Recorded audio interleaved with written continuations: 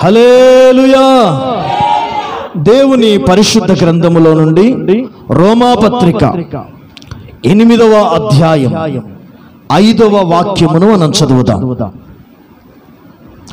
రోమాపత్రిక 8వ అధ్యాయము 5వ వాక్యం. శరీరానుసారులు శరీర విషయముల మీద మనసుంతురు, ఆత్మానుసారులు ఆత్మ విషయముల మీద మనసు ఉంచుతారు. మరొక మాట చదువుదాం. గలతీలకు రాసిన పత్రిక 5వ అధ్యాయం 16వ వాక్యం. గలతీలకు రాసిన పత్రిక 5:16. నేను చెప్పినది ఏమనగా ఆత్మానుసారముగా నడుచుకొనుడి, అప్పుడు మీరు శరీరేచ్ఛలు నెరవేర్చరు. చాలండి. హల్లెలూయా. నా వైపు చూస్తూ వినండి. ఒకరు చదువుతారు, ఒకరు లేక ఇద్దరు చదువుతారు. అందరు నా వైపు చూడండి. హల్లెలూయా. దైవజనుడైన పౌలు గారు సంఘానికి లేఖ రాస్తూ ఒక చక్కటి వాక్కును వారితో మాట్లాడుతున్నాడు. నేను చెప్పినది ఏమనగా ఆత్మను అనుసరించి నడుచువారు వారు శరీరేచ్ఛలను నెరవేర్చరు. హల్లెలూయా, హల్లెలూయా. దేవుని బిడ్డలారా, లోకములో మనం చూసినట్లయితే మంచి దాగి ఉంది, చెడు దాగి ఉన్నది. నీతి ఉన్నది లోకములో, అవినీతి కూడా ఉన్నది. సత్యం ఉన్నది, అసత్యం ఉన్నది. నిజమున్నది, అబద్ధములు కూడా ఉన్నది. ఈ లోకములో ఏ విధంగా మంచి చెడులు, సత్యం అసత్యము, నిజము అబద్ధము ఏ విధంగా లోకములో ఉన్నాయో, జీవము కలిగిన దేవుని సంఘములో, జీవము కలిగిన దేవుని మందిరములో కూడా ఇదిగో శరీరానుసారులు ఉంటారు, ఆత్మానుసారులు ఉంటారు. ఆత్మ సంబంధులు ఉన్నారు, శరీర సంబంధులు ఉంటారు. లోక సంబంధమైన మనసు గలవారు ఉంటారు, ఆత్మ సంబంధమైన మనసు గలవారు ఉంటారు. ఈ దినము పరిశుద్ధాత్మ దేవుడు మీతో మాట్లాడుచున్న మాట ఏంటిదంటే, ఆత్మ సంబంధులు, హల్లెలూయా, ఆత్మ సంబంధులు సంఘములో ఎలా ఉంటారు? ఆత్మ సంబంధులను గురించి పరిశుద్ధాత్మ దేవుడు ఈ దినం మనతో మాట్లాడును గాక. ఆమేన్. దేవుని బిడ్డలారా, ఆత్మ సంబంధులు ఎలా ఉంటారంటే దేవుని ఆత్మతో నడిపించబడతారు. ఈ వ్యక్తి ఆత్మ సంబంధి అనడానికి కారణం ఏంటిదంటే అతడు దేవుని ఆత్మ ఆయనలో నివసిస్తుంది. దేవుని ఆత్మ చేత అతడు నడిపించబడతాడు. అతడు ఆత్మానుసారంగా జీవిస్తాడు. మూడోదిగా అతడు ఆత్మ సంబంధులు కాబట్టి శరీరేచ్ఛలు నెరవేర్చరు. శరీర సంబంధమైన కార్యాలు వారిలో నెరవేర్చబడవు. శరీర సంబంధమైన కోరికలు వారికి దూరంగా ఉంటారు. శరీర సంబంధమైన తలంపులు వారి జీవితంలో కలిగినను వాటిని ఛేదిస్తారు. అందుకే జీవము కలిగిన దేవుని సంఘములో కూడా శరీరానుసారులు, లోకానుసారులు, ప్రకృతి సంబంధులు ఎలాగ ఉంటారో సంఘములో కూడా ఇదిగో ఆత్మ సంబంధులు కూడా ఉంటారు. ఆత్మ సంబంధముగా నడుచువారు కూడా ఉంటారు. ఆత్మను అనుసరించి శరీరేచ్ఛలను నెరవేర్చని వారు ఇదిగో వారు ఆత్మ సంబంధులు.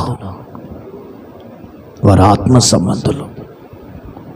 ఈ అంత్య దినములలో, ప్రభు రాకడ దినాలలో దేవుని సంఘములోను సమాజములోను మన ఇంటిలోను మన కుటుంబంలోను మనం ఎలాగుండాలి, మనం ఎలా జీవించాలి, ఎలా నడవాలి అని దేవుడు ఆశపడుతున్నాడు, దేవుడు కోరుకుంటున్నాడు, దేవుడు ఉద్దేశిస్తున్నాడు. ఏంటి తెలుసా అండి దేవుని పిల్లరా, ఒక ఆత్మ సంబంధిగానే నీవు ఉండాలి.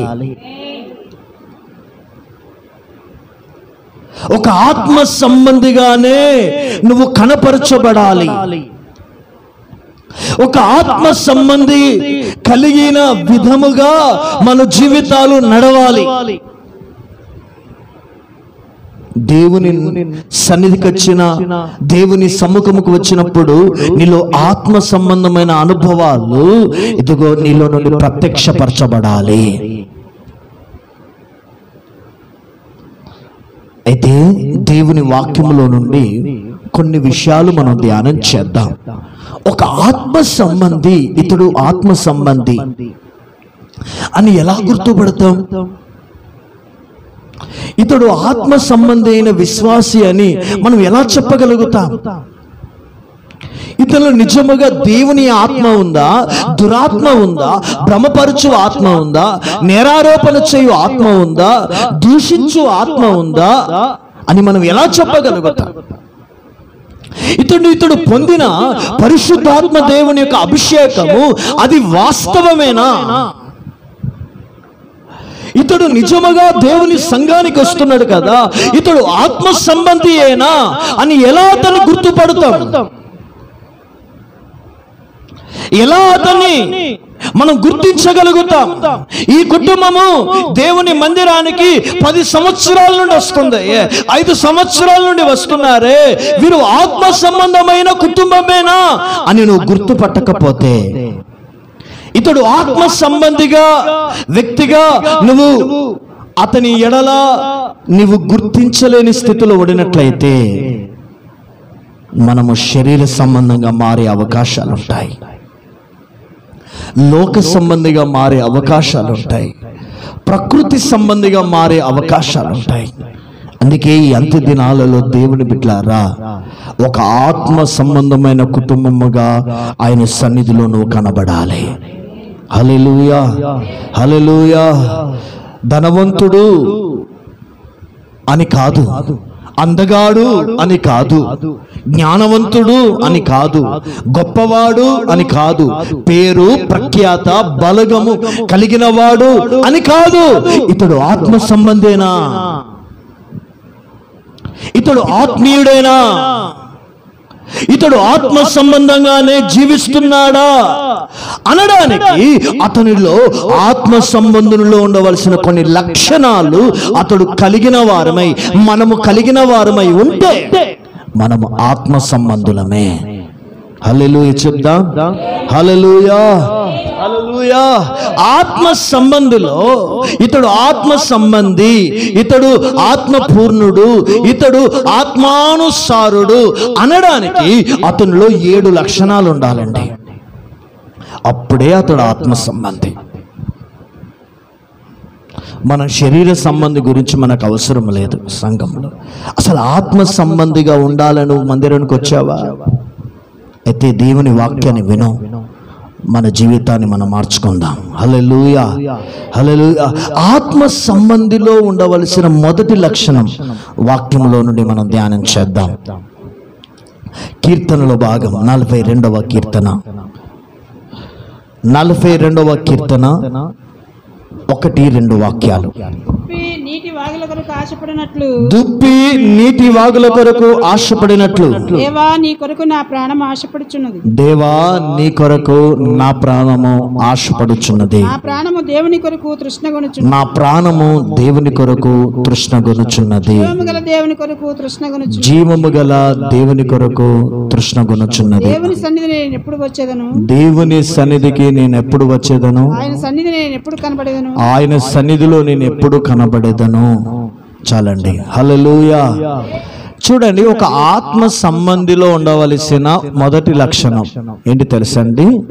దేవుని సన్నిధిలో నేనెప్పుడు కనబడేదను, దేవుని సన్నిధికి నేను ఎప్పుడు వచ్చేదను. అంటే ఒక ఆత్మ సంబంధి అనే వ్యక్తిలో ఉండవలసిన అనుభవం తెలుసండి. అతడు దేవుని సన్నిధిలో కనబడడానికి ఇష్టపడతాడు. ఆమేన్. ఒక ఆత్మ సంబంధి దేవుని సన్నిధిలో గడపడానికి ఆశపడతాడు.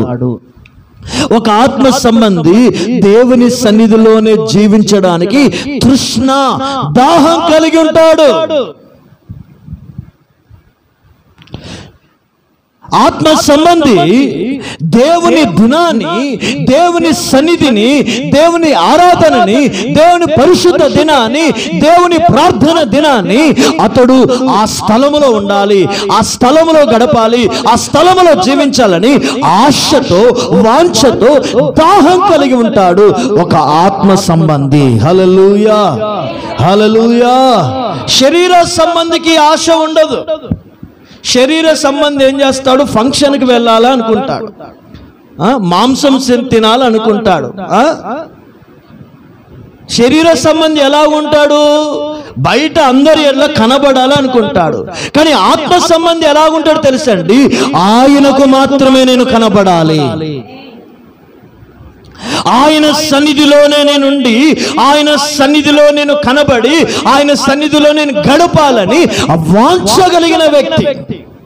ఇది నా అంత్య దినాలలో నువ్వు రక్షింపబడ్డావు, మారు మనసు పొందావు, బాప్తిజాన్ని పొందావు, పర్వాలేదు. నువ్వు ఆత్మ సంబంధివి అయితే నీలో ఉండవలసిన దాహం ఏంటి తెలుసండి? ఆయన సన్నిధి.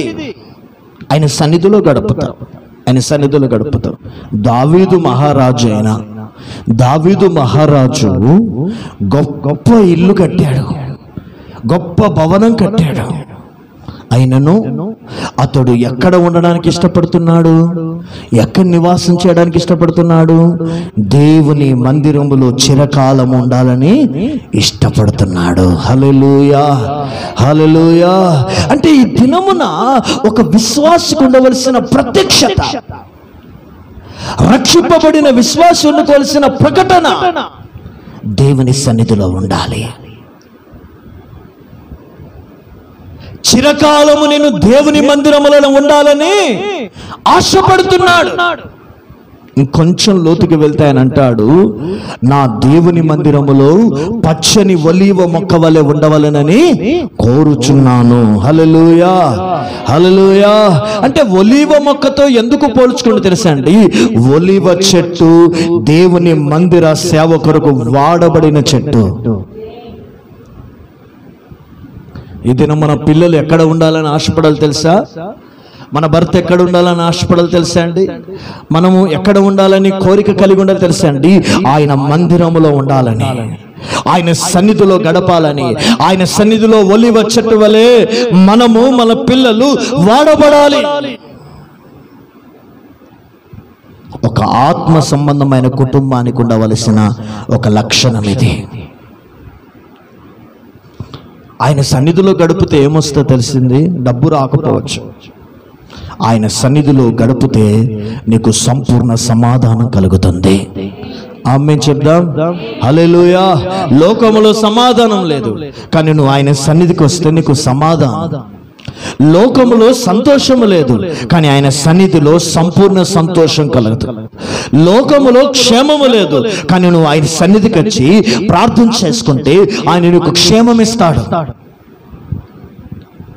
లోకములో కాపుదల లేదు, కానీ ఆయన సన్నిధికి వచ్చి నువ్వు ప్రార్థనలు గడిపితే నీ ఇంటికి, నీ కుటుంబానికి, నీ పిల్లలకు, మీరు చేయుచున్న ఉద్యోగ స్థలాలలో దేవుడు కాపుదల ఇస్తాడు.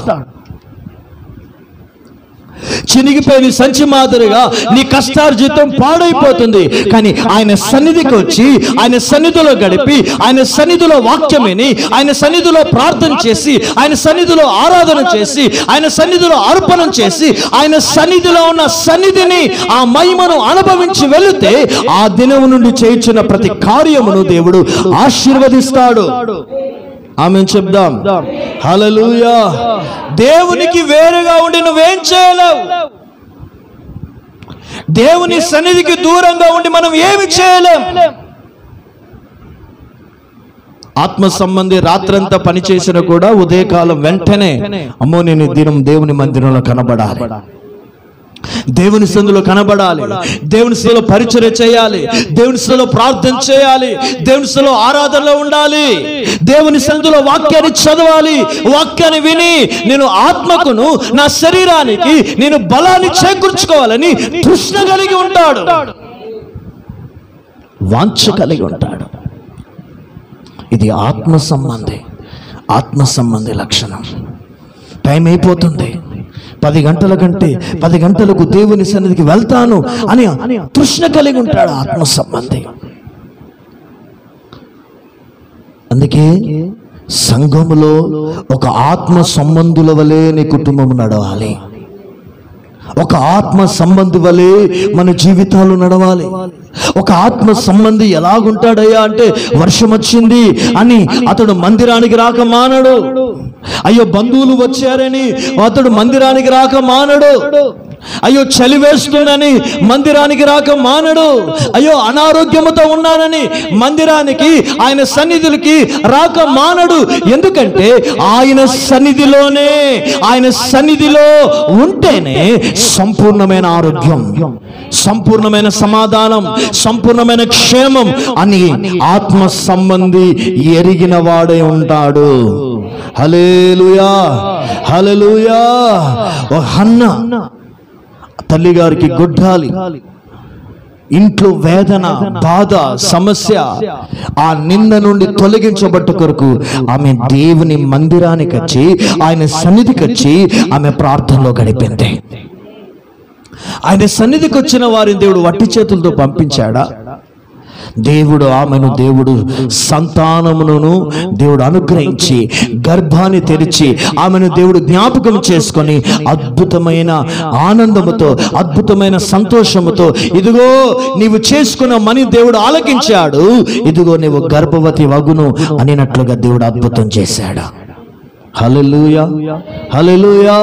ఎలిజబెత్, జకరియా దేవుని సన్నిధానములో జకరియా ప్రతిరోజు తన భార్య విషయములో ప్రార్థనలో గడిపాడు. ఆయన మందిరానికి ప్రతిరోజు తన తరగతి చొప్పున, అతని యాజకత్వము తన క్రమము చొప్పున దేవుని సన్నిధికి వచ్చే ప్రార్థనలో గడిపినప్పుడు దేవుడు అద్భుత రీతిగా ఆ వృద్ధాప్య స్థితిలో కూడా తన భార్య అయిన ఎలిజబెత్ను జ్ఞాపకం చేసుకొని గర్భమును దేవుడు అనుగ్రహించి కరుణ కటాక్షమును వారిపై దేవుడు కృప చూపాడు.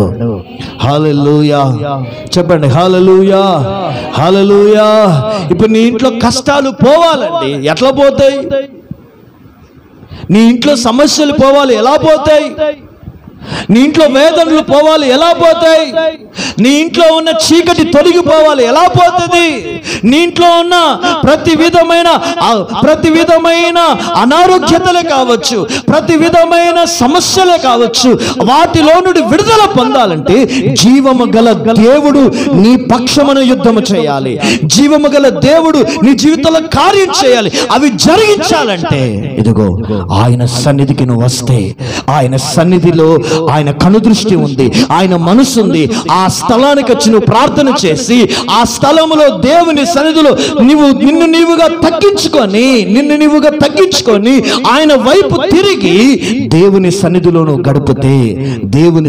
గడిపితే అద్భుత రీతిగా నా దేవుడు ద్వారం తెరిచి కార్యం జరిగిస్తాడు. హల్లెలూయా, చెప్పండి హల్లెలూయా, హల్లెలూయా. ఒకసారి ఒక ఎగ్జాంపుల్ చెప్తాను. బైబిల్లో తన పితరుడట తప్పు చేశాడు. పితరుడు ఏం చేశాడంటే, ఏం చెప్పాడు? తప్పు చేశాడు. ఏం తప్పు చేశాడంటే, దేవుని సేవకులకు ఏం చేశాడు? విరోధంగా ఒక గుంపును పోగు చేసుకున్నాడు. అప్పుడు దేవుని కోపం వచ్చి ఏం చేశాడు తెలుసండి?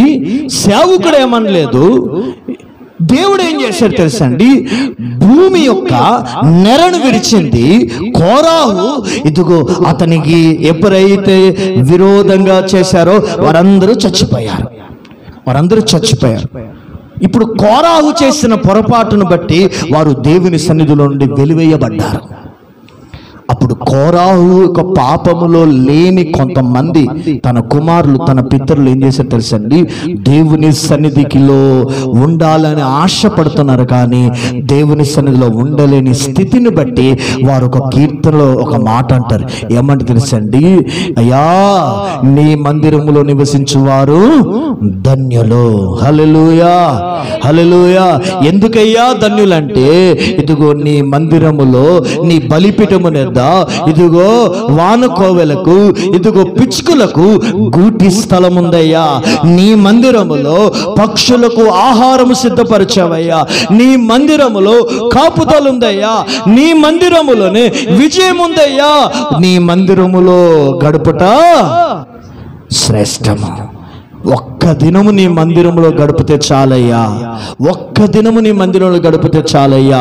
1000 దినముల కంటే శ్రేష్టమని వారు దుఃఖముతో ఏడుస్తూ దేవునిలో ఇదిగో కన్నీటి పాట పాడుతూ దేవుని స్తుతిస్తున్నారు. ఒక్కసారి ఆలోచించండి. దేవుని సన్నిధికి ఎప్పుడైతే వారు నిలవలేని స్థితిలో ఉన్నప్పుడు, ఆ సన్నిధి దూరమైనప్పుడు, ఆయన సన్నిధిలో గడిపే భాగ్యం కోల్పోయినప్పుడు వాళ్ళు అంటున్నారు, ఒక్క దినం గడిపితే చాలయ్యా, 1000 దినముల కంటే శ్రేష్టము. ఈ దినమున మనకు ఆ ప్రత్యక్షత ఉండాలి అని చెబుతూ వాళ్ళు ఒక మాట అంటారు. చదవండి ఆ మాట ఒకసారి. 84వ కీర్తన 10వ వాక్యం. నీ ఆవరణంలో ఒక దినము గడుపుట, నీ ఆవరణములో ఒక దినము గడుపుట 1000 దినముల కంటే శ్రేష్టము. భక్తిహీనుల గుడారంలో నివసించుట కంటే నా దేవుని మందిర ద్వారమునదుట నుంట నాకు ఇష్టము. చూడండి, కోరాహు కుమారులు అంటున్నారు, ఒక్క దినము నీ మందిరంలో గడుపుట నాకు ఇష్టం. 1000 దినాల కంటే శ్రేష్టం అన్నమాట. ఇప్పుడు నువ్వు ఒక దినం ఏడ గడపాలి? దేవుని మందిరం. దేవుని మందిరంలో నువ్వు ఒక దినం గడిపితే అది 1000 దినముల ఆశీర్వాదం నీ మీదకి దిగి వస్తుంది. ఆమె చెప్దాం హల్లెలూయా. ఇప్పుడు ఈ ఒక్క దినమే ఈ పరిశుద్ధ దినము, ఈ ఆరాధన దినము, దేవుడు దర్శించి ఆశీర్వదించే దినం పోయి నువ్వు భక్తిహీనుల గుడారంలో గడిపితే, భక్తిహీనులు అంటే ఎవరు? భక్తిహీనులు అంటే చెడిపోయిన వారు, వెనకబడిపోయిన వారు, దుర్మార్గులు, దుష్టులు, చీకటి జీవితం చేయుచున్న వారు. నువ్వు దేవుని మందిరాన్ని, దేవుని సన్నిధిని, దేవుని వాక్యాన్ని, దేవుని ప్రార్థనను విడిచి ఇదిగో నువ్వు భక్తిహీనుల ఇంట్లో కూర్చొని టీవీలు చూస్తే నీ పిల్లలు ఏమవుతారు? తిరుగుబోతులు అవుతారు, వ్యభిచారులు అవుతారు, నరహంతకులు అవుతారు, జూదగాళ్ళు అవుతారు. దేవుని మందిరములో నువ్వు గడిపితే, దేవుని మందిరములో నువ్వు నిలిస్తే ఇదిగో వారు గొప్పవారవుతారు. ఆమేన్, హల్లెలూయా. హన్నాకి దేవుడు కుమారుని ఇచ్చాడండి. ఇచ్చిన వెంటనే ఆ కుమారుని పట్టుకొని ఊర్లోకి వెళ్ళలే, ఆ కుమారుని పట్టుకొని బంధువుల దగ్గరికి వెళ్ళలే, ఆ కుమారుని పట్టుకొని దేవుని మందిరానికి వచ్చింది. దేవుని మందిరానికి వచ్చి దేవుని మందిరములో వదిలేసింది. ఆమె మందిరములో వదిలేసినప్పుడు ఆ వ్యక్తి, ఆ బాలుడు దేవునికి పరిచర్య చేయుచున్నాడు. హల్లెలూయా. యెహోవాకు సేవ చేయుచున్నాడు, దేవుని మందిరములో ఎదుగుతున్నాడని మనుషుల దయలోను దేవుని దయలోను అతడు వర్ధిల్లుచు, దేవుని బిడ్డలారా ఇదిగో ఆ సమయాలు, బాలుడగు సమయాలు దేవుని స్వరాన్ని వినే స్థాయిలో ఎదిగాడు. ఇప్పుడు మన పిల్లలు ఎక్కడున్నారు? టీవీల మీద ఉన్నారా? ఇక దయ్యం పట్టకుండా ఏం పడుతుంది వాళ్ళకి? తిండి పెడతావు, ప్రార్థన రాకపోతే తిండి కూడా వారికి పెట్టద్దు. ఎందుకు పాడైపోయారు పిల్లలు? నీ కుటుంబం ఎందుకు పాడైపోతుంది? నీ జీవితం ఎందుకు పాడైపోతుంది? నీ బ్రతుకు ఎందుకు పాడైపోతుంది? దేవుని సన్నిధిలో లేరు.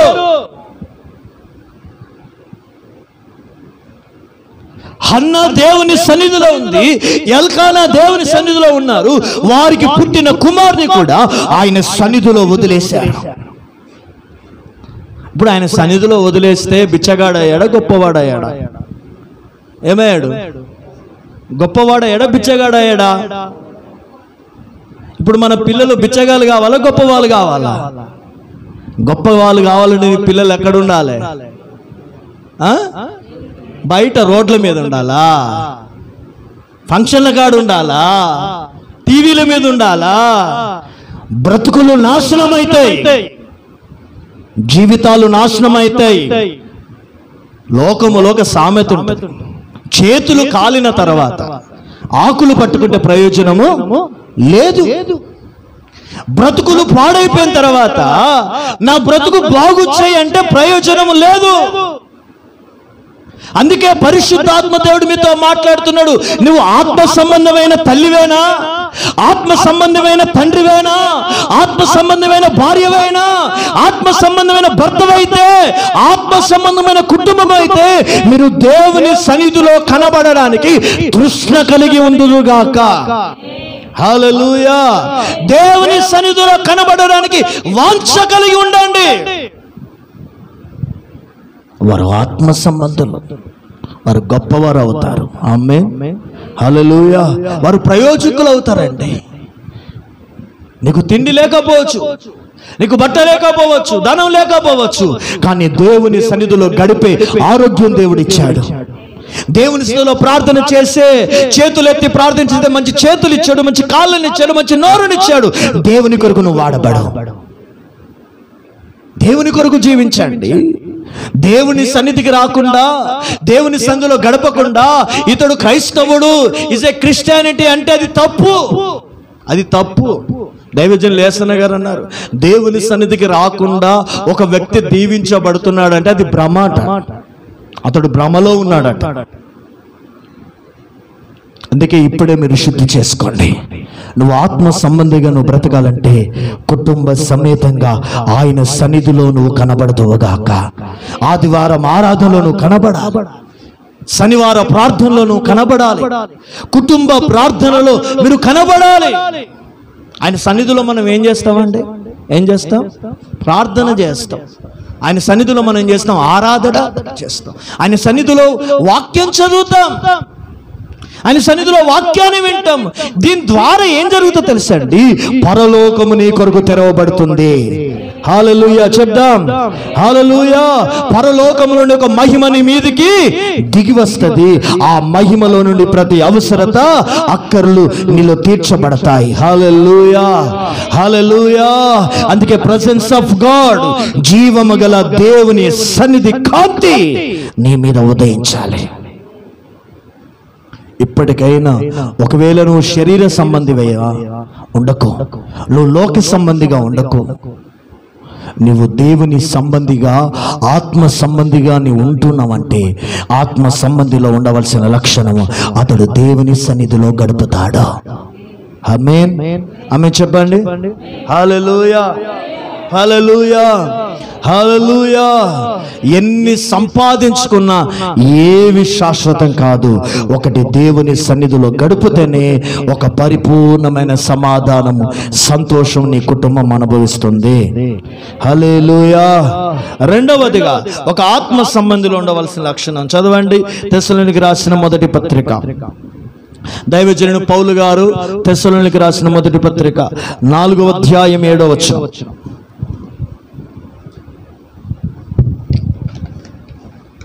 పరిశుద్ధులకి దేవుడు పిలిచాను గాని అపవిత్రులకు పిలవలేదు.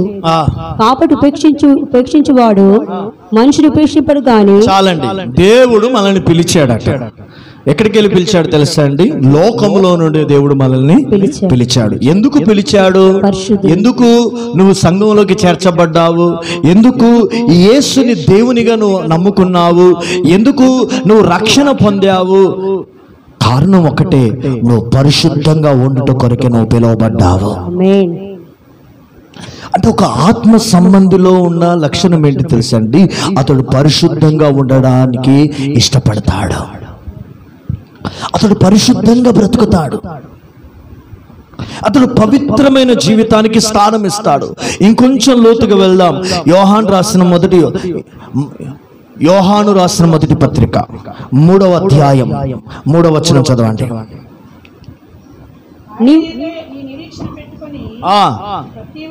ప్రతి వాడును ఆయన పవిత్రుడై ఉండినట్లుగా తన పవిత్రుడిగా చేసుకొనును.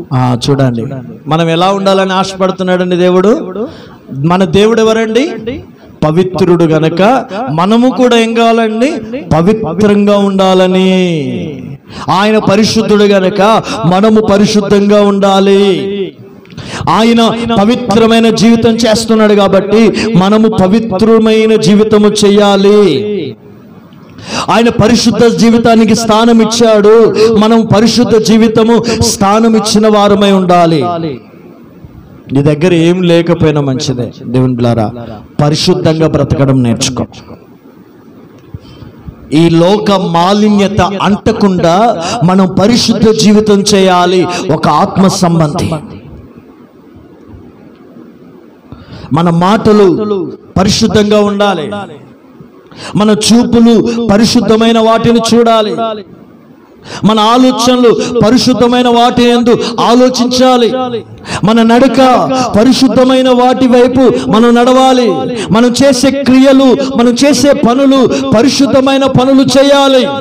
ఎందుకంటే మన దేవుడు పరిశుద్ధుడు గనుక ఆయన రక్తములో కడగబడి మారు మనసు పొంది బాప్తిజం పొంది ఆయన పిల్లలు అగుటకు అధికారం ఇవ్వబడి అంగీకరించబడిన మనము, ఆయన కుమారులుగా పిలువబడుచున్న మనము, తండ్రి ఏంటి పరిశుద్ధత కలిగి ఉన్నాడు, పిల్లలు కూడా అదే పరిశుద్ధతలో నడవాలి. అదే పరిశుద్ధమైన జీవితం చేయాలి.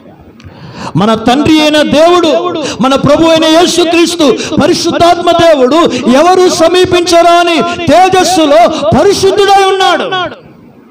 ఆ పరిశుద్ధుడైన దేవుని కలుసుకోవాలంటే ఈ లోకములో జీవిస్తున్న మనము కూడా మన సంఘములోను, ఇదిగో మన ఇంటిలోను, మన కుటుంబములోను, మనం నివసిస్తున్న స్థలాలలో పరిశుద్ధమైన జీవితము చేయుటకు మనం ఇష్టపడాలి.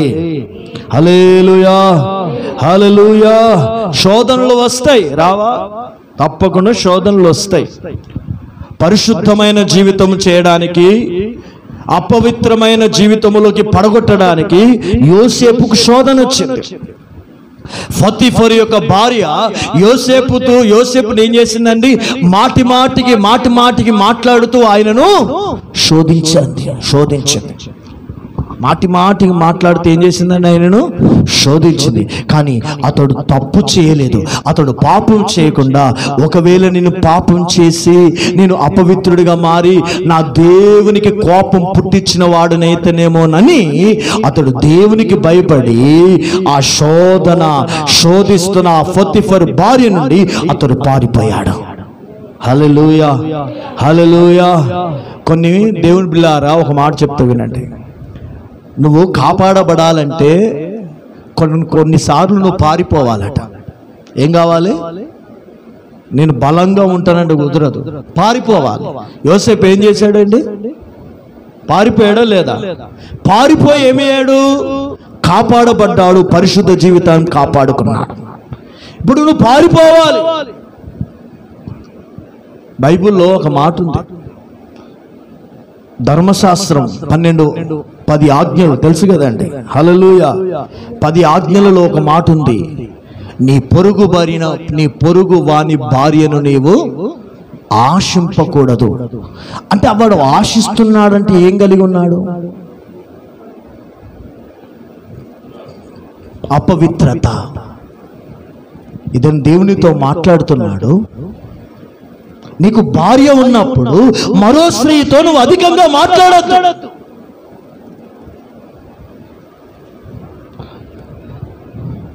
నువ్వు పురుషుడు అయితే, నువ్వు స్త్రీ అయినా, నీ పరిశుద్ధ జీవితాన్ని పాడు చేయుచున్న ప్రతి అనుభవాలకు నువ్వు దూరం ఉండాలి. కొందరు మాటలతో నువ్వు అపవిత్రపరచబడతావు, కొందరు చూపులతో అపవిత్రపరచబడతారు, కొందరు ఆలోచనలతో అపవిత్రపరచబడతారు, సహవాసం చేత అపవిత్రపరచబడతారు.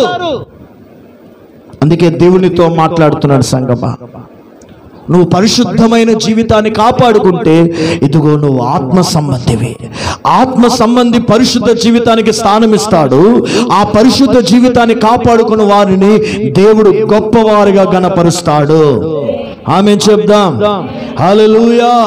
శోధన వచ్చింది యోసేపుకి.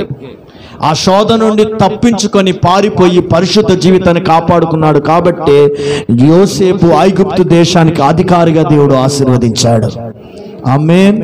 హల్లెలూయా. దానియేలుకు శోధన వచ్చింది. దానియేలు అంటాడు, నేను అపవిత్రపరచుకొనకూడదని ఉద్దేశించి రాజు తినుచున్న భోజనమును అతడు తినలేదటండి. దానియేలు గ్రంథం 1:8 చదవండి.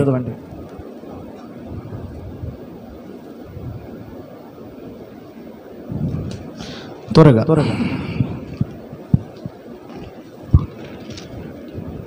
రాజు భుజించుటకు భోజనమును పానము చేయు ద్రాక్షారసమును పుచ్చుకొని తన్ను అపవిత్రపరచుకొనకూడదని దానియేలు ఉద్దేశించి. చాలండి. దానియేలు ఉద్దేశించాడట, అపవిత్ర పరుచుకొనకూడదని ఉద్దేశించాడు. అంటే ఒక తీర్మానం కలిగి ఉన్నాడు పరిశుద్ధ జీవితం పట్ల. రాజు తినుచున్న భోజనం లేని విషయం ఉందా? ఎందుకు తినకూడదు అనుకున్నాడు చెప్పండి.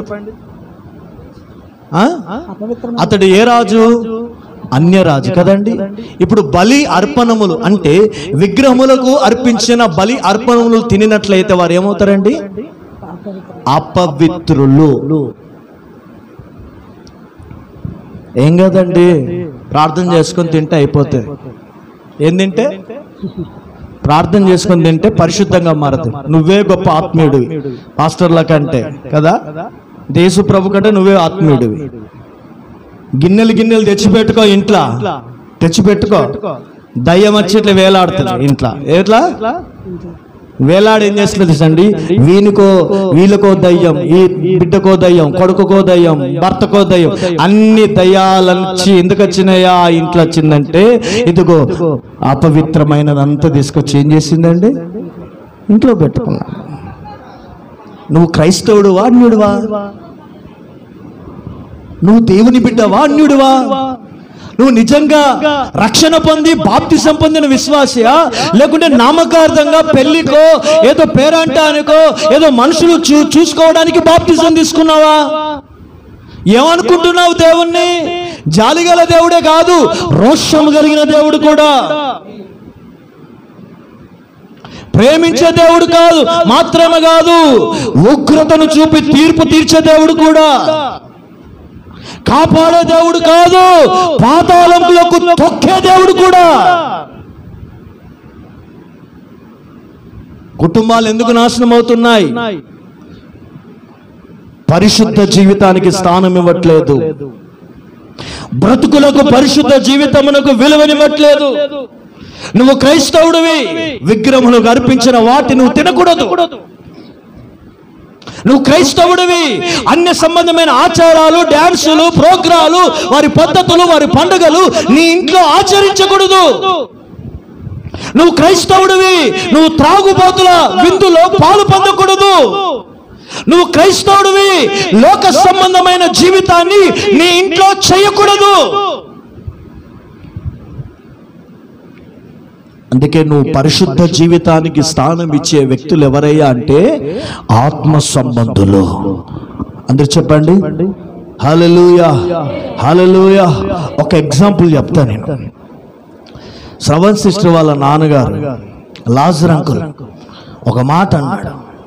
నేను రక్షింపబడిన నాటి నుండి వాళ్ళ ఇంటికి వచ్చే బంధువులకు, వినండి, స్నేహితులకు, వాళ్ళు అన్యులైన కూడా వాళ్ళు త్రాగడానికి రూపాయి బెల్లి ఇవ్వకపోయేదట.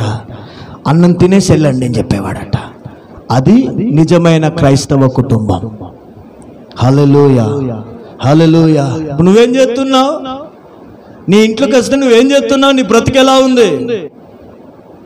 ఆ ఇంటిన్న దయ్యాలు, ఆ శాపాలు నీ ఇంటికి ఎందుకు వస్తున్నాయి తెలుసా? నువ్వు ఇంకా పాపాన్ని ఎంకరేజ్ చేస్తున్నావు. పాపాన్ని ఏం చేస్తున్నావు? ఎంకరేజ్ చేస్తున్నావు. చెయ్యకు, ఇప్పటి నుండి మారు.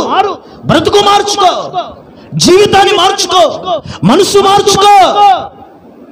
పరిశుద్ధ జీవితము నీవు చేయాలి, నీ పిల్లలు చేయాలి, నీ ఇంటిలో పరిశుద్ధత ఉండాలి. ఆమె చెప్దాం. పరిశుద్ధత ఎక్కడ ఉంటుందో దేవుడు అక్కడికి దిగి వస్తాడు. హల్లెలూయా, హల్లెలూయా, హల్లెలూయా చెప్దాం. హల్లెలూయా, హల్లెలూయా. అందుకే ఒక వ్యక్తి గుడారం దీవించబడాలంటే తన గుడారములో ఉన్న దుర్మార్గతనంతా ఏమి కావాలండి? కొట్టివేయబడాలట. యోబు గ్రంథం 11:14.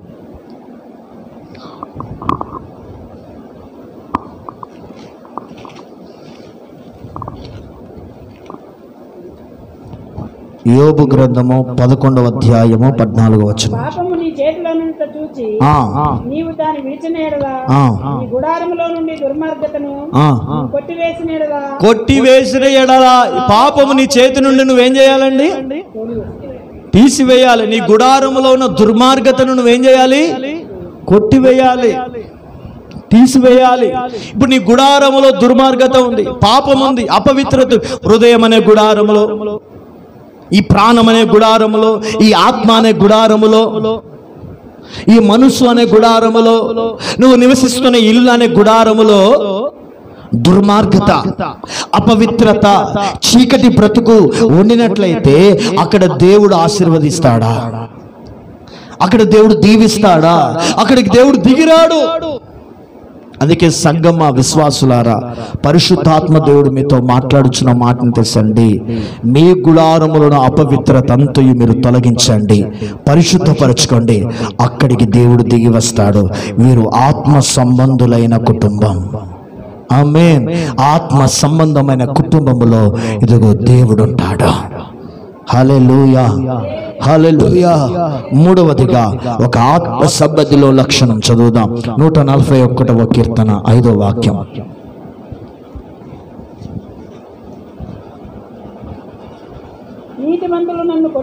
నీతిమంతులు నన్ను కొట్టుట నాకు ఉపకారము, వారు నన్ను గద్దించుట నాకు తైలాభిషేకము. చాలండి దేవుని బిడ్డలారా, దేవుడు మనతో మాట్లాడుచున్నమాట. ఒక ఆత్మ సంబంధి ఎలా ఉంటాడో తెలుసండి? నీతిమంతుడు గద్దించినప్పుడు ఆ గద్దింపును ఎలా స్వీకరిస్తున్నాడు? అతడు తైలాభిషేకముగా స్వీకరిస్తున్నాడు. హల్లెలూయా. ఒక నీతిమంతుడు కొట్టినప్పుడు దాన్ని ఎలా ఆలోచిస్తున్నాడు? అది నాకు ఉపకారమని ఇష్టపడుతున్నాడు. ఒక ఆత్మ సంబంధి గద్దించిన వెంటనే, ఖండించిన వెంటనే, ఛేదించిన వెంటనే ఆ గద్దింపుకు లోబడతాడు. ఆమేన్. ఆ గద్దింపుకు అప్పగించుకుంటాడు. ఎవరి కీర్తన రాసింది? దావీదు కదండి. దావీదు కీర్తన రాశాడు.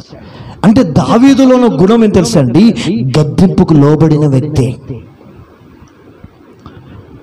నీతిమంతుడు కొట్టినప్పుడు అది నాకు ఉపకారమని సరిచేసుకున్న వ్యక్తి.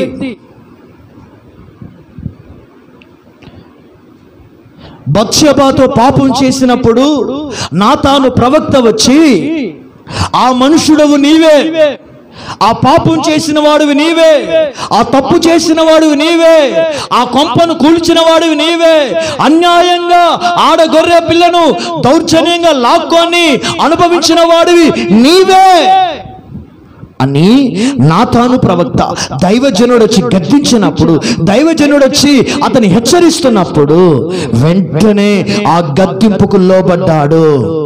హల్లెలూయా. వెంటనే ఆ గద్దింపుకు లోబడి తను చేసిన పాపాన్ని సరి చేసుకుంటున్నాడు.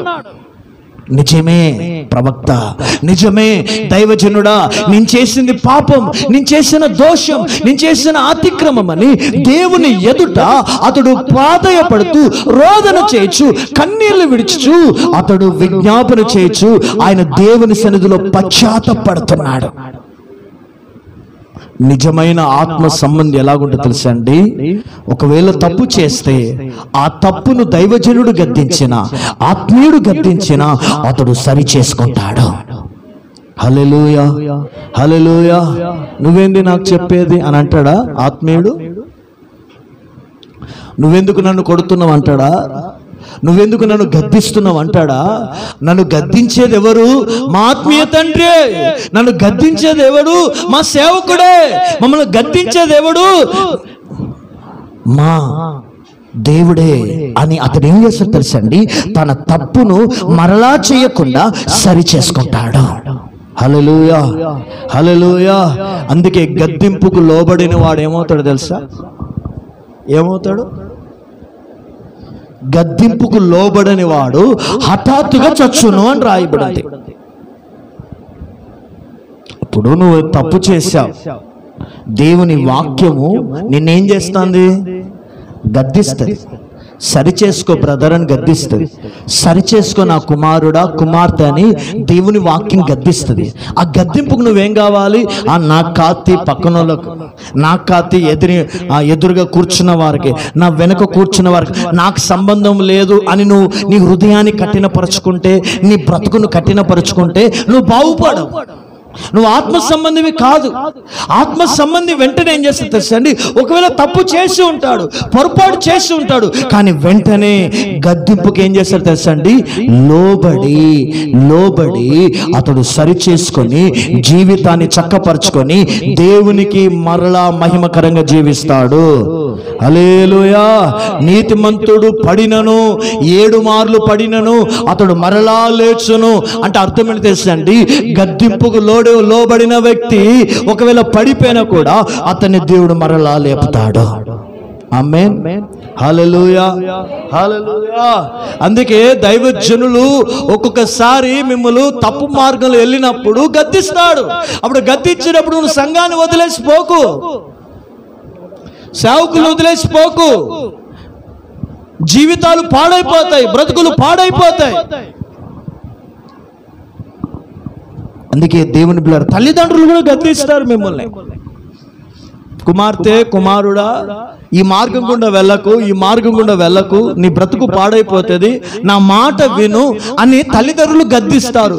నువ్వేంది నాకు చెప్పేది, మీరేంది నాకు చెప్పేది అని తల్లిదండ్రుల మాటను ధిక్కరించావా?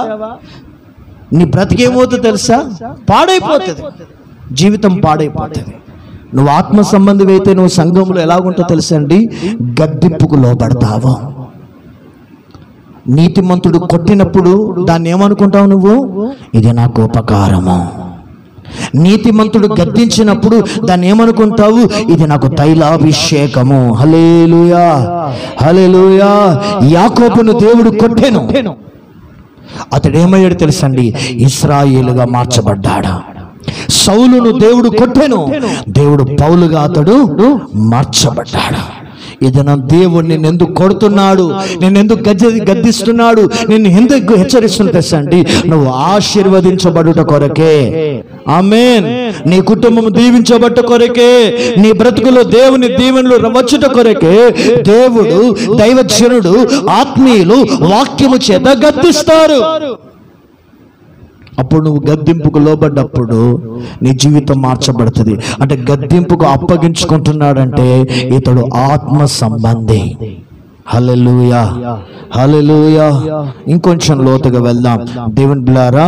4వది చదువుదాం. హెబ్రీయులకు రాసిన పత్రిక 10వ అధ్యాయం 7వ వచనం.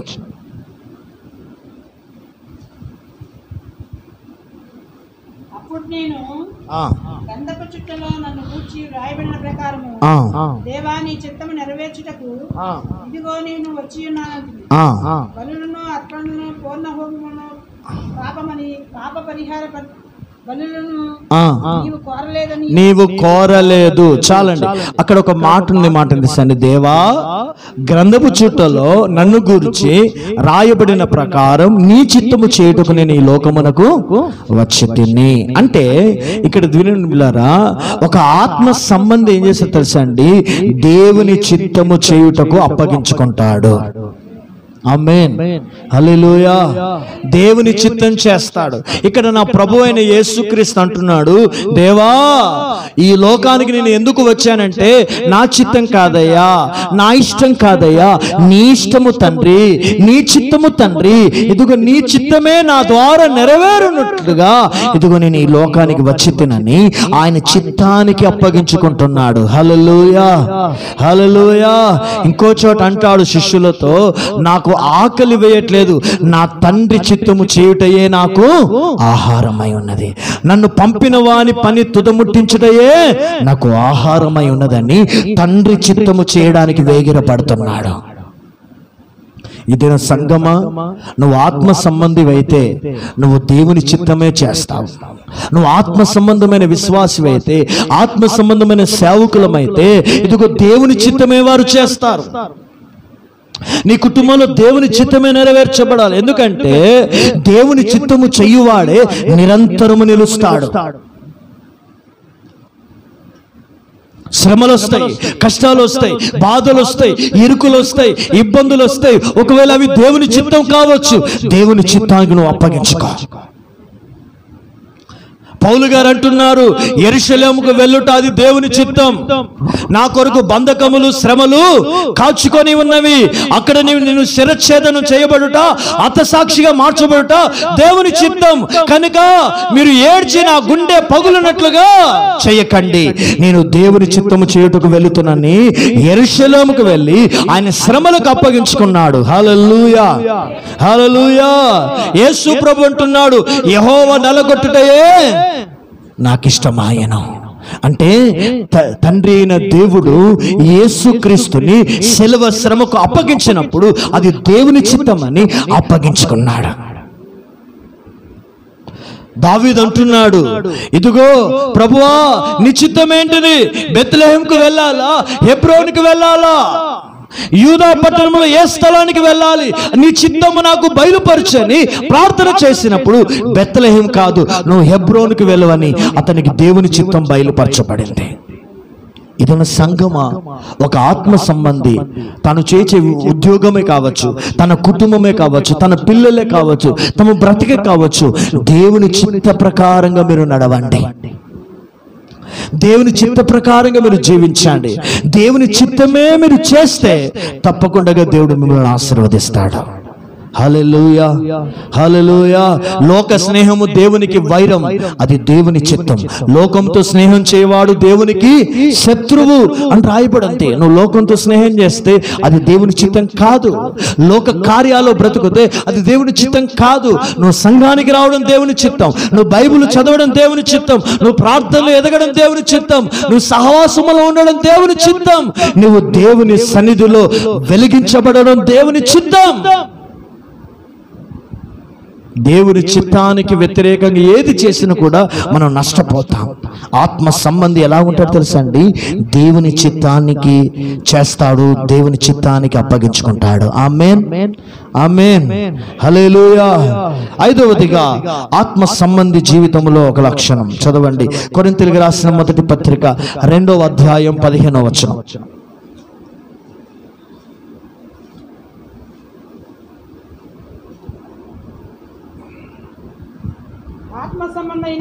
ఆత్మ సంబంధి అయిన వాడు అన్నిటినీ వివేచించును. చాలండి, ఇది చాలా చాలా ఉన్నతమైన పాయింట్. ఇది ఆత్మ సంబంధి అయిన వ్యక్తిలో, ఆత్మ సంబంధి అయిన వాడు అన్నిటిని ఏం చేస్తాడండి? వివేచిస్తాడు. ఆత్మ సంబంధి అయిన వాడు అన్నిటిని నమ్ముతాడు అని అనలే దేవుడు. ఏమన్నాడు? వివేచిస్తాడు. అన్నిటికంటే గొప్ప వరం ఏంటిదంటే వివేచన వరం. వివేచించాలి. ఆత్మ సంబంధి ఏంటిది మంచి, ఏది చెడో నువ్వు వివేచించాలి. ఎవరు మంచివారో ఎవరు చెడ్డవారో నువ్వు వివేచించాలి. నేను చేసే పని మంచి పైన చెడ్డ పైన వివేచించాలి. ఇదిగో ఈ సహవాసం మంచిదా కాదా అని వివేచించాలి. వీరు మంచివారా దుర్మార్గులా అని వివేచించాలి. వీరిని నమ్మచ్చా నమ్మకూడదా అనే వివేచన నీకు ఉండాలి. నేను చేసే పని అది దేవుని వాక్యానుసారం ఉందా లేకుంటే వాక్యానుసారం లేదా అని వివేచించాలి. దేవునిలారా, ఆత్మ సంబంధమైన వాడు వివేచిస్తాడు. వివేచించకపోతే మనం పడిపోతాం. దేవుని బిడ్డలారా, మనం దిగజారిపోతాం. జ్ఞానము తన ఇల్లును కట్టును అని రాయబడింది, వివేకము తన గుడారమును కట్టును అని రాయబడింది. హల్లెలూయా, అందరూ చెప్దాం హల్లెలూయా, హల్లెలూయా. వివేచించాలి. ఎవరు పడితే వాళ్ళతో సాహసం చేసావా, నీ ఆత్మీయ జీవితం పాడైపోతుంది. నువ్వు రక్షణలో దిగజారిపోతావు, వెనకబడిపోతావు, బ్రతుకు నాశనం అవుతుంది. ఏది మంచో ఏది చెడో వివేచించు. లేకపోతే నువ్వు చెడుతో స్నేహం చేసావా, చెడేం చేస్తే తెలుసండి, నీలో విష బీజాలు నాటుతాయి. నువ్వు పాడైపోతావు, చెదిరిపోతావు, నాశనం అయిపోతావు. అందుకే నేను అన్నాను కదా, దేవుని మందిరానికి వచ్చిన వ్యక్తి ఇంటికే పోవాలని. ఎందుకన్నా తెలుసా, విష బీజాలు నాటుతాయి. ఇప్పుడు విష బీజాలు నాటితే నువ్వేమవుతావు, పాడైపోతావు, బ్రతుకు పాడైపోతావు. అందుకే వివేచించాలి. ఆత్మ సంబంధమైన వాడు ఏది సత్యమో ఏది అసత్యమో, ఏది ఉపదేశమో ఇది ఉపదేశం కాదు, ఏది విశ్వాస సేవ ఏది విశ్వాస సేవ కాదు, ఎవరు ఆత్మీయుడో ఎవరు ఆత్మీయుడు కాదు, మనం వివేచిస్తే మనము సత్తువ కలిగిన సంఘమందు మనం నాటపడతాం. హల్లెలూయా. ఆత్మ సంబంధివై ఉన్నావు కాబట్టి సమాజంలో బ్రతుకుతున్నావు, నువ్వు సంఘములో బ్రతుకుతున్నావు, నువ్వు పరలోకం కొరకు బ్రతుకుతున్నావు. నువ్వు వివేచన కలిగి బ్రతుకుదువుగాక. హల్లెలూయా. అపవాది నీ కుటుంబాన్ని ఎక్కడ పాడు చేస్తున్నది నువ్వు వివేచించాలి. అపవాది అడుగులను నువ్వేం చేయాలి, వివేచించాలి. నీ ఆర్థికంగా నాశనం చేస్తున్నది అపవాది ఎక్కడా, నువ్వు వివేచించాలి. నీ పిల్లల్ని ఎవరు నాశనం చేస్తున్నారు దాన్ని నువ్వు వివేచించాలి. నీ కుటుంబము ఎందుకు నాశనం అయిపోతుంది వివేచించాలి. నీ కుటుంబంలోనే ఎందుకు సమస్యలు వస్తున్నాయి వివేచించాలి. నువ్వు వివేచిస్తే నువ్వు ఆత్మ సంబంధివే. ఆత్మ సంబంధి వివేచించి నడిచినప్పుడు అతడు తనను, తన కుటుంబాన్ని, తన పిల్లలను, తమ బ్రతుకును కాపాడుకోగలుగుతాడు. ఆమేన్, హల్లెలూయా, హల్లెలూయా. అందుకే సంఘమా, ఆత్మ సంబంధమైన వారికి ఉన్న లక్షణం అది. 6 లక్షణం మనం చెప్దాం. 6వదిగా దేవుని బిడ్డలారా చదవండి పరిశుద్ధ గ్రంథములో నుండి యోహాను రాసిన 3వ పత్రిక.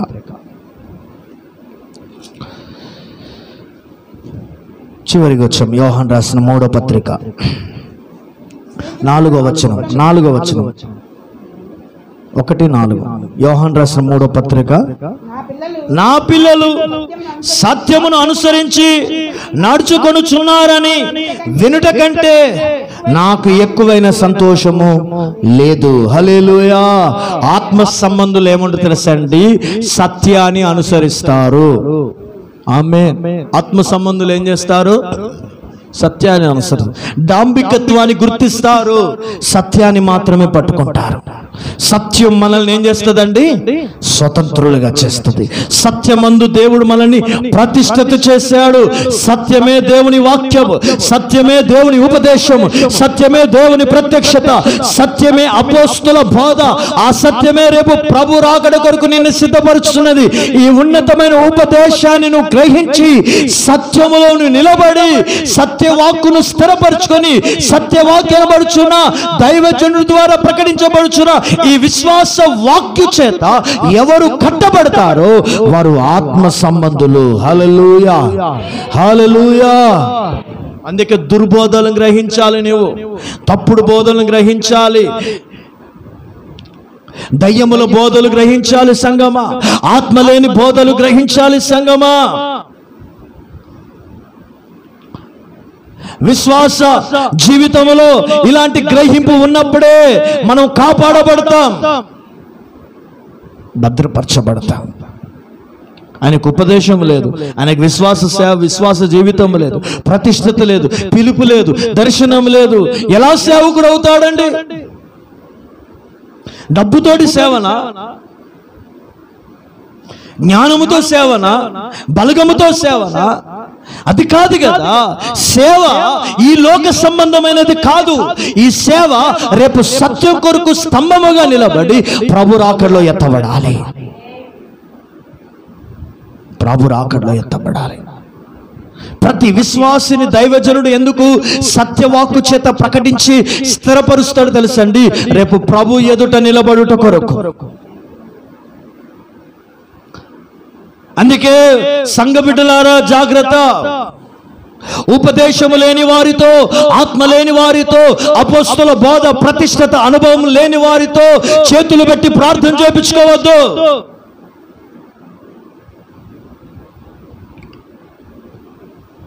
జీవితాలు పాడైపోతాయి, బ్రతుకులు పాడైపోతాయి. ఎవరు పడితే వారు మీ ఇళ్లలోకి, ఏ సేవకులు పడితే ఆ సేవకులను పిలిపించుకోవద్దు. మీకంటూ ఒక సేవకుడు, మీకంటూ ఒక కాపరి, మీకంటూ ఒక నాయకుడు, నాయకత్వము, ఒక మినిస్ట్రీ ఉన్నది. కాబట్టి మినిస్ట్రీకి, నాయకత్వానికి, దైవజనుడికి, అపోస్తుల బోధకి, ప్రతిష్టతకి విరోధంగా నడుస్తే జీవితాలు పాడైపోతాయి. అందుకే యోహాన్ అంటున్నాడు, నా పిల్లలు సత్యమును అనుసరించిన నాటికంటే దానికంటే సంతోషం ఏదియు లేదు. మీరు సత్యములో ఉందరుగాక. నువ్వు ఆత్మ సంబంధివైతే అసత్యమేంటిదో సత్యమేదో గ్రహించి సత్య బోధలో నిలిచి నువ్వు సంఘమును, సమాజములోను, నీ కుటుంబాన్ని సత్యములో స్థిరపరచుకొని ఒక ఆత్మీయ కుటుంబముగా నువ్వు నిలిచి ఉందువుగాక. హల్లెలూయా. అందరూ చెప్పండి హల్లెలూయా, హల్లెలూయా. ఆత్మ సంబంధి, ఆత్మ సంబంధి ఎలా ఉంటాడు? సత్యబోధను స్థిరపరుస్తాడు. సత్యబోధలో ఉంటారు. సత్యం అంటే ఏంటిది? దేవుని అపోస్తుల ఉపదేశమే సత్యవాక్కు. ఈ వాక్కులో స్థిరపడిన సంఘమే రేపు ప్రభు రాకడలో ఎత్తబడుతుంది. హల్లెలూయా. వారు ఆత్మ సంబంధులు, ఆత్మ సంబంధులైన కుటుంబం. ఎన్ని చెప్పాను నేను? 6. 7వదిగా చివరిగా ఫిలిప్పీలకు రాసిన పత్రిక 3వ అధ్యాయం 20వ వచనం. ఫిలిప్పీలకు రాసిన పత్రిక 3వ అధ్యాయము 20వ వచనం చదవండి. మన పౌరస్థితి పరలోకమందున్నది. అక్కడ నుండి ప్రభువైన యేసు అను రక్షకుని, యేసుక్రీస్తు అని రక్షకుని నిమిత్తము కనిపెట్టుకొని ఉన్నాము. చూడండి, ఆత్మ సంబంధి ఎలా జీవిస్తాడు తెలుసండి? పరలోక దృష్టి కలిగి జీవిస్తాడు. హల్లెలూయా. మన పౌరస్థితి ఎక్కడుందటండి? పరలోకమందుంది. మన పౌర హక్కు ఇక్కడ కాదు, మన శాశ్వతమైన జీవం ఇక్కడ కాదు. ఆత్మ సంబంధి అనుకుంటాడు, నా శాశ్వత జీవం భూమి మీద కాదయ్యా, నా శాశ్వతమైన ఇల్లు భూమి మీద లేదు, నా శాశ్వతమైన గృహము, నా శాశ్వతమైన పట్టణము, నా శాశ్వతమైన దేశము పరలోక దేశము. హల్లెలూయా. అది పరలోక పట్టణము. అందుకే ఈ లోకములో ఏది శాశ్వతం కాదని ఎరిగి పరలోకమును గురించి నిరీక్షణతో బ్రతికే వ్యక్తి ఆత్మ సంబంధి. హల్లెలూయా. అందుకే ఈ దినమున మనం ఎలా బ్రతుకుతున్నాం? ఈ లోకం శాశ్వతం అనుకుంటున్నావా? మనం చూస్తున్నాం, అక్రమంగా కట్టబడిన కట్టడాలన్నీ కూల్చేస్తున్నాం. అక్కడక్కడ తుఫాన్లు మనం వింటున్నాం, అక్కడక్కడ వరదల చేత ఇండ్లు కొట్టుకుపోతున్నాయి, మనుషులు కొట్టుకుపోతున్నారు. భయంకరమైన కడవరి దినములో ఉంటున్నాం దేవుని బిడ్డలారా. ఈ లోకంలో ధనం శాశ్వతం కాదు, ఇండ్లు శాశ్వతం కాదు, బంధువులు శాశ్వతం కాదు, మనుషులే నీకు శాశ్వతము కాదు. శాశ్వతమైనది ఒకటే పరలోక రాజ్యం.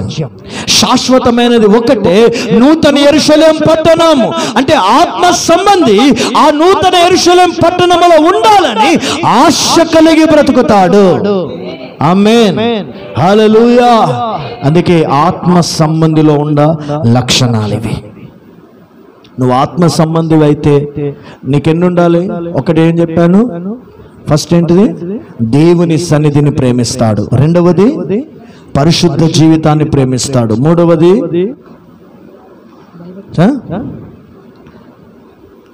దేవుని గద్దింపుకు లోబడతాడు. నాలుగవది దేవుని చిత్తమును చేస్తాడు.